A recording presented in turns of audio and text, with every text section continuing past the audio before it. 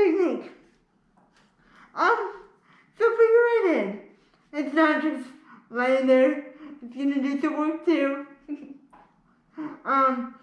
So the main thing with right hand technique is keeping your wrist loose.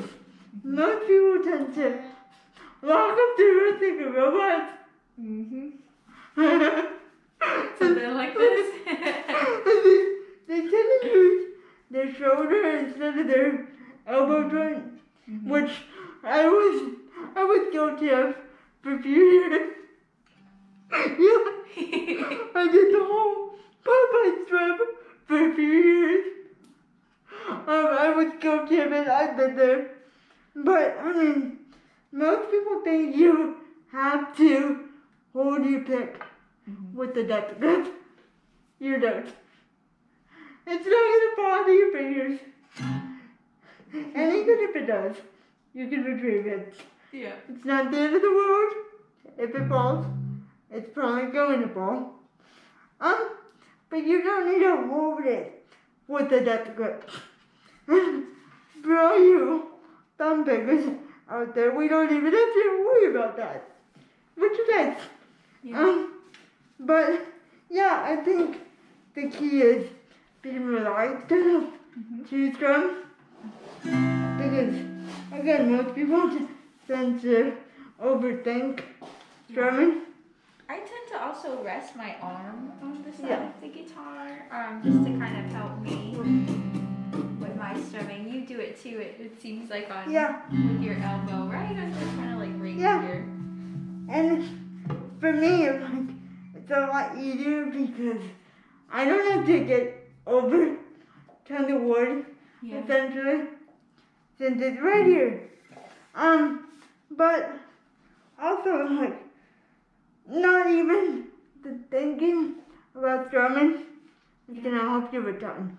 Yeah. If you just let your arm do it, and not even think about what you're doing with it, it'll just come.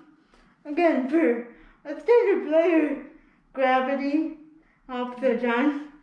Us, we don't. We unfortunately don't have that. So we do have to work a lot harder. But over time, your body will just learn what to do. And we're gonna have some strumming examples later. I think we have 4. I think so too, yeah. We stopped at 4. We could have gone further, but we don't want to complicate things too much.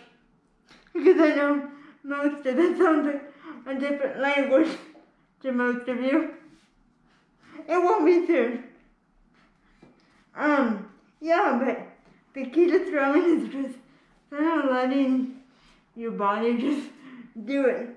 And even if it sounds non-musical at the beginning, just have fun with it. Let yourself experiment with it. Yeah. There doesn't even have to be a specific pattern. It can just be you sitting there with no chord, just jamming. I know I did it. Yeah. For my first month. That's pretty much how I learned to drum. Just doing it. And it might seem daunting to just pick it up and sit there playing nothing. But it really does help. It does. I mean, you coming from guitar not being your first instrument. Yeah. You can adjust to how the most boring stuff is the most fundamental. It's true, and lots of repetition. Oh yeah. You're gonna be sick of these trophy patterns by the time we're done with the course. We apologize in advance. It's just gonna happen, but yeah, just keep at it and your wrist will eventually just do it on its own. Like, I even strum in bed just to keep it up. Like, that's the thing too, like, you don't even have to pick up a guitar for strumming. Like, you could be strumming to the car for all weekend. Yeah. Just get some sort of practice. And I don't care if it's 5 minutes a day, 2 minutes a day, just something. It adds up. I bet you. It might seem like a lot of work, but trust me, it's gonna pay off. Mm-hmm. Alright, well, that's pretty much it for right hand technique. Yeah,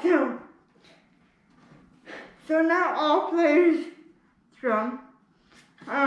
You might have seen some players do something called finger picking. And what I like to do, especially in an open tuning, one of the advantages is everything sounds nice already. So you don't even have to have a chord on. So what I like to do is I like to assign a string to each finger. So for example, my thumb will play my low C, and then the index will take it as G and so on. And sometimes I'll just mindlessly sit here and pick. It doesn't even have to be a specific pattern. Mm-hmm. But something about finger picking is you don't want to do this archy thing with your wrist. Mm-hmm. Again, you want to keep it as neutral as possible. Obviously, if your physicality limits you from doing so, then do whatever feels comfortable. But we don't want any wrist injuries around here, so because that would put you out of playing entirely. Mm-hmm. So we also need to protect our bodies, because if not, we won't be able to do it. So I like to what I like to do is kind of anchor my elbow on the body, just so the body won't move, because it does like to slide in this position. It's very slidey.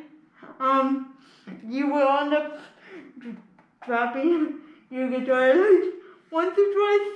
I've already done it about 3 times today. It's gonna happen. Yeah, but I kind of like to have a good anchor, and not even worry about the left hand. What I used to do back in my beginner days, I would assign what I used to call a right-handed word. That's all I would focus on. Yeah. Whether it was drumming or picking, I didn't care what it was. Just something to develop the muscle memory in the right hand. So yeah, I mean, there doesn't have to be a specific pattern. We didn't really give picking patterns. So just whatever feels comfortable to you. And eventually, once you start doing single string stuff, you can even move on to multiple strings. Mm-hmm. You can even do 2 strings, 3 strings. I've seen people get crazy and do 5, which is even daunting to me 7 years in. But yeah, I just do anything to develop your right hand, because you can learn all the chords you want. Yeah. But if you don't have good right hand technique, you're not getting any good sound out of a guitar. Yeah. Because I mean, the left hand only does 50% of the work. Mm-hmm. Your right hand is when stuff gets cold. Yeah. It makes it sound like music and not just gibberish. Alright, so yeah, I think that covers pretty much everything.